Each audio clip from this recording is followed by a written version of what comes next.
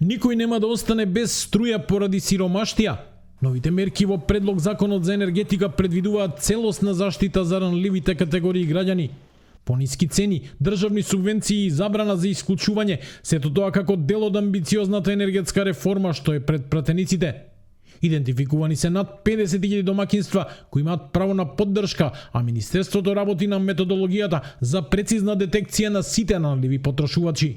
Работиме веќе 2 месеци на детектирање, сериозно, значи систематски работиме на детектирање на сите што се засегнати и таа методологија ни е при крај. Законот од кој ќе се донесе, значи од кој ќе стапи во сила, ќе биде и таа методологија.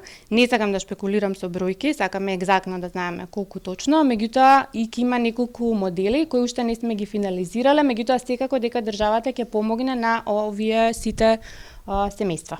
Иако станува збор за социјално загрозени домакинства, дел од нив трошат толку струја што влегуваат во најскапиот 4ти блок, апсурдна ситуација која новиот закон треба да ја надмине. Со него се предвидува домакинствата во следните 7 години да добијат паметни бројила за далечинско отчитување. Министерката се надева дека финансискиот товар за ова ќе падне на владата. Во првите 3 месеци од годинава има потфрлање од 35% во производството на струја. Дали тоа ќе влијае на зголемување на цената на струјата од 1 јули, дополнително ќе се разгледува.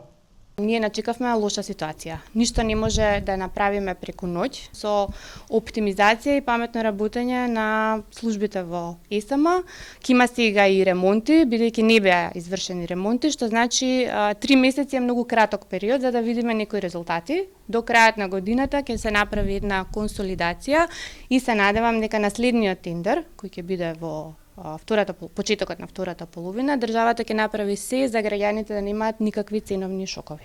МЕПСО останува во целосна државна сопственост со законска заштита од продажба. Исто така, граѓаните ќе можат да се здружуваат и самостојно да произведуваат и продаваат електрична енергија преку локални енергетски заедници. Со законот, секој потрошувач ќе може да го смени снабдувачот за струја за само 48 часа и без дополнителен трошок. Се воведува и посебна регулација за складирање на енергија, што ќе овозможи соларната струја да се користи и ноќе, а не само во текот на денот.